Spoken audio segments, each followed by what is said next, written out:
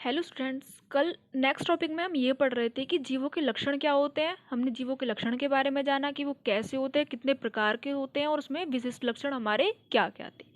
उसके बाद हम पढ़ते हैं जैव विविधता यानी कि बायोडाइवर्सिटी। बायोडाइवर्सिटी हमारा होता क्या है। तो जैव विविधता जो वर्ड है हमारा, ये दो वर्डों में डिवाइड किया गया, जैव प्लस विविधता। जैव यानी कि जीवित जीव और विविधता यानी विभिन्न प्रकार के। तो इसके मतलब ही हमें पता चल जाता है, यानी कि विभिन्न प्रकार के जीवित जीवों के बारे में अध्ययन करना। तो ये भी कह सकते हैं कि पृथ्वी पर पाए जाने वाले समस्त जीवों की जातियों की संख्या। ये तो हमें पता ही कि हमारे विश्व में चाहे वो प्राणी हो चाहे वो जीव हो, सब जैव विविधता के अंदर आते हैं और इनके बारे में अध्ययन करना ही हमारा जैव विविधता कहलाता है। तो हमारे विश्व में 1.7 से 1.8 मिलियन जातियां हैं, यानी कि हमारे देश में जातियों की संख्या है 1.7 से 1.8 मिलियन, जिसमें हमारे 70% हमारे जंतु आते हैं और जंतु में भी 70% आते हैं हमारे कीड़े मकोड़े जो आर्थ्रोपोडा संघ से बिलोंग करते हैं। उसके बाद 22% आते हैं हमारे पादप, 8% आते हैं हमारे सूक्ष्म जीव, सूक्ष्म यानी कि वायरस, बीजाणु और ये जो सब होते हैं हमारे। उसके बाद ये तो मैंने बता ही दिया आपको कि आर्थ्रोपोडा संघ जो है वो जंतु जगत का सबसे बड़ा संघ होता है, यानी कि जो कीड़े मकोड़े होते हैं वो हमारे विश्व में ज़्यादा संख्या में पाए जाते हैं, इसीलिए आर्थ्रोपोडा संघ जंतु जगत का सबसे बड़ा संघ है। अब बात करते हैं जैव विविधता के बारे में कि जैव विविधता होती क्या है।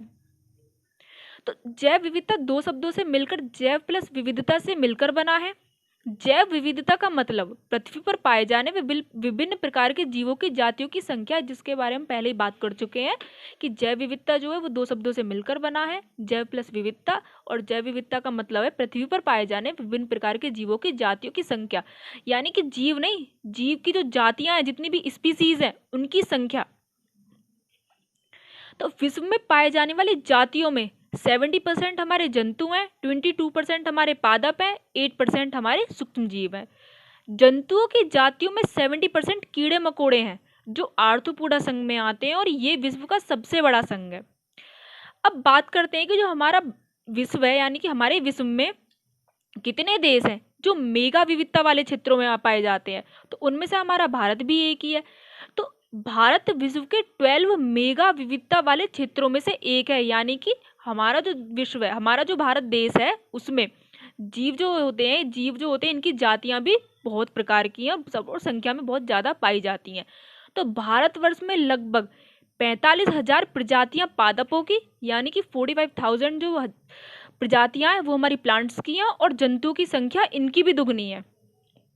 तो ये हमारा क्लियर हुआ कि हमारा जो देश है वो किस में आता है, वो 12 मेगा विविधता वाले क्षेत्रों में आता है, और उसमें जो प्लांट्स हैं उनकी प्रजातियां हैं 45,000 और जंतुओं की संख्या कितनी है, उनकी दुगनी। उसके बाद करते हैं जीवों के अध्ययन के लिए जो साधन उपलब्ध है हमारे देश में या फिर हमारे इसमें विश्व में, कि जीवों के अध्ययन के लिए साधन क्या उपलब्ध है। सबसे पहले बात करते हैं संग्रहालय यानी कि म्यूजियम। म्यूजियम के बारे में तो आपने पढ़ाई हो गई, हमारे स्कूल में भी देखने को मिल जाता है, जहाँ पे जीवों को संरक्षित करके रखा जाता है, यानी कि मरे हुए जीवों को बच्चों को बताने के लिए, बच्चों को दिखाने के लिए कि ये जीव कौन सा है, किस वर्ग से बिलोंग करता है, इसकी स्पीसीज क्या है, उसके बारे में उसको संरक्षित करके रखा जाता है। तो संग्रहालय ऐसा भी होता है कि किसी शहर में भी होते हैं, स्कूलों में भी होते हैं, ज़्यादातर ये शैक्षिक संस्थानों में ही पाए जाते हैं। तो संग्रहालय के बारे में बात करते हैं कि संग्रहालय होते क्या हैं हमारे। संग्रहालय में अध्ययन के लिए परिरक्षित पौधों तथा प्राणियों के नमूने होते हैं, यानी कि परिरक्षित यानी कि कोई भी प्लांट ले लिया या फिर कोई भी जीव ले लिया, उसको सुखाने के बाद उसको यानी कि वो मरा हुआ होने के बाद उसके जो नमूने होते हैं उन्हें उठा के रख लिया जाता है म्यूजियम में। पौधे तथा प्राणियों के नमूने के लिए उन्हें सुखाकर, यानी कि पहले उन्हें सुखाया जाता है, फिर उन्हें परिरक्षित किया जाता है, और कीटों को एकत्र करके मारकर डब्बों में पिन लगाकर रखा जाता है। ये तो हमें पता ही होता है कि कीट छोटे मोटे होते हैं, इसलिए उनको डब्बों में पिन लगाकर रखा जाता है, जिससे कि उनकी गंध ना फैले और बच्चों को वो दिखा सके कि पढ़ा सके कि ये कौन सा कीट है और इसका क्या वर्गीकरण होता है। अब बड़े प्राणी जैसे पक्षी तथा स्तनधारी को प्राय परिरक्षित करके घोल में डालकर जारों में रखा जाता है। पक्षी तथा स्तनधारी को घोल में डालकर जारों में इसलिए रखा जाता है, स्तनधारी में जैसे कि हमारी फिश वगैरह आती हैं, ये सब आती हैं, इनको घोल में डालकर इसलिए रखा जाता है जिससे कि ये खराब ना हो।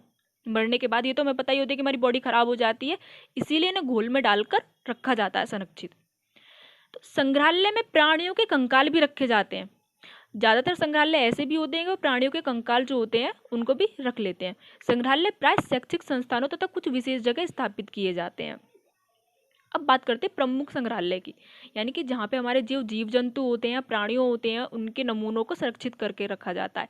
तो हमारा सबसे पहला और सबसे बड़ा संग्रहालय है नेचुरल हिस्ट्री म्यूजियम, जो कि लंदन में है और ये सबसे बड़ा भी है। उसके बाद आता है सेकंड हमारा फॉरेस्ट म्यूजियम, ये अंडमान निकोबार द्वीप पे है। और थर्ड है हमारा natural museum of natural history, जो हमारा नई दिल्ली में स्थित है। उसके बाद फोर्थ आता है हमारा प्रिंस ऑफ वेल्स म्यूजियम, जो हमारा मुंबई में स्थित है। फिफ्थ आता है हमारा इंडियन म्यूजियम, जो हमारा कोलकाता में स्थित है। और सिक्स्थ आता है हमारा महाराजा सवाईमान सिंह म्यूजियम, ये हमारा जयपुर में स्थित है।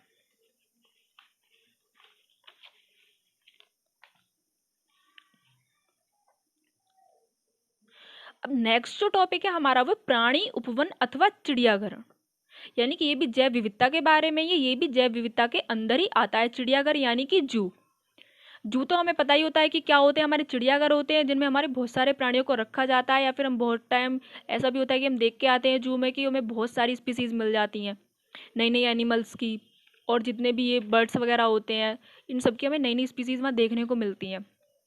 तो चिड़ियाघर होते क्या हैं? इन उपवनों में अधिकांश वन उपवासी जीव, यानी कि जो वन में रहने वाले वन आवासित या वन उपवासी जीव या प्राणी लाए जाते हैं और इनको उसी तरीके से रखा जाता है। यानी कि वन आवासित प्राणी तथा इनकी देखरेख में आधार तथा प्रकृति तथा व्यवहार को सीखने का अवसर प्राप्त होता है। यानी कि जब हम जाते हैं चिड़ियाघर में देखने, तो हम क्या देखते हैं कि हम ये देखते हैं कि उनका नेचर कैसा है या फिर वो कैसा बिहेव कर रहे हैं। इस चीज़ को सीखने का अवसर हमें प्राप्त होता है चिड़ियाघर में जाने के बाद, जो जू होता है उसमें जाने के बाद। तो चिड़ियाघर में सभी प्राणियों को उनके प्राकृतिक आवास वाली परिस्थितियों में रखा जाता है। यानी कि जैसा भी एनिमल्स होते हैं उनको उनकी जैसे उनका नेचर होता है या फिर जैसी उनकी प्रकृति होती है उस हिसाब से उनको चिड़ियाघर में रखा जाता है। यानी कि उनका एनवायरनमेंट ऐसा डेवलप किया जाता है जैसा कि वो रहते हैं। उसके बाद आते हैं नेक्स्ट हमारा कुंजी अथवा चाबी। कुंजी अथवा चाबी हमारी क्या होती है? ये होती है हमारी किसी भी जीव के बारे में उसकी समानता या असमानता क्या होती है। जैसे कि कुछ जीव ऐसे होते हैं जो ड्राई स्किन वाले होते हैं, कुछ स्किन ऐसे होते हैं जो ऑयल स्किन वाले होते हैं। तो ये होती है उनकी समानता और असमानता, यानी कि उनको किस तरीके से उनको उनकी समानता और असमानता के ऊपर डिवाइड किया जाए। तो यह एक अन्य साधन सामग्री है, यानी कि एक साधन सामग्री है जिसका प्रयोग समानताओं अथवा असमानताओं के आधार पर पौधों तथा प्राणियों की पहचान में किया जाता है। यानी कि जो पौधे और प्राणी होते हैं उनकी पहचान में किया जाता है वो होती है कुंजी अथवा चाबी। पहचानने के लिए प्रत्येक वर्गीकरण और संवर्ग जैसे कुल, वंश तथा जाति के लिए अलग वर्ग तथा कुंजी की आवश्यकता होती है। यानी कि जो कोई भी जिसको भी हम पहचानेंगे, चाहे वो प्राणी हो चाहे पादप हो, सबसे पहले हमें उसका कुल पता होना चाहिए, उसका वंश पता होना चाहिए, उसकी जाति पता होना चाहिए। इसके बारे में हम बात करेंगे नेक्स्ट टॉपिक में कि कुल, वंश, जाति होती क्या है। वो भी आपका इस चैप्टर का ही टॉपिक है। पहले हम ये पढ़ते हैं कि ये सबसे पहले ये टॉपिक क्लियर करते हैं, उसके बाद जो नेक्स्ट टॉपिक पढ़ेंगे वो हमारा ये होगा कि कुल, वंश, जाति होती क्या है हमारी। तो ये तो हमें पता ही चल गया कि किसी को पहचानने के लिए हमें उसके संवर्ग की ज़रूरत होती है, कुल, वंश, जाति की पता होना चाहिए हम उसके बारे में, तो कुंजी की आवश्यकता होती है इसके लिए। विस्तृत वर्ण को लिखने के लिए जो उनका वर्णन होता है विस्तृत, यानी कि उनके बारे में डिटेल से लिखने के लिए नियम पुस्तिका होती है हमारी मैनुअल्स, जिसमें हमारे किसी जीव के बारे में विस्तार से बताया जाता है कि ये जीव कैसा है, क्या है, इसका रहन सहन क्या है। तो वो चीज़ बताई जाती है, वो बताई जाती है हमारी नियम पुस्तिका में। और दूसरा होता है हमारा मोनोग्राफ। मोनोग्राफ में क्या होता है? पुस्तक एक विषय पर पूरी जानकारी हो, यानी कि एक ही जीव पर या फिर एक ही प्राणी पर पूरी जानकारी है, वो होता है हमारा मोनोग्राफ, यानी कि वो हम मोनोग्राफ के अंदर पढ़ते हैं। कैटलॉग भी ऐसे ही है, ये सब साधन है जीवों के बारे में जानने के, प्राणियों के बारे में जानने के लिए। इसके अतिरिक्त ये सभी पहचान में भी सहायता करते हैं और किसी जीव की पहचान में भी सहायता करते हैं, यानी कि इनको पढ़कर हम किसी जीव की पहचान कर सकते हैं।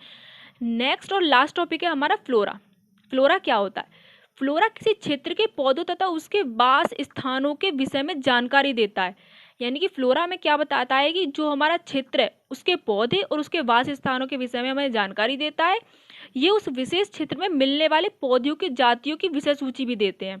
यानी कि उस क्षेत्र में कौन से पेड़ हैं और कौन सी जातियां हैं उनके बारे में हमें बताते हैं। नियम पुस्तिका से उस क्षेत्र में पाए जाने वाली जातियों को पहचानने में सहायता मिलती है। नियम पुस्तिका के बारे में हमने बात अभी करी थी, तो नियम पुस्तिका से उस क्षेत्र में पाए जाने वाली जातियों को पहचानने में सहायता हमें मिलती है। नेक्स्ट टॉपिक में हम पढ़ेंगे कि कुल वंश जाति होती क्या है, इन सब के बारे में हम बात करेंगे।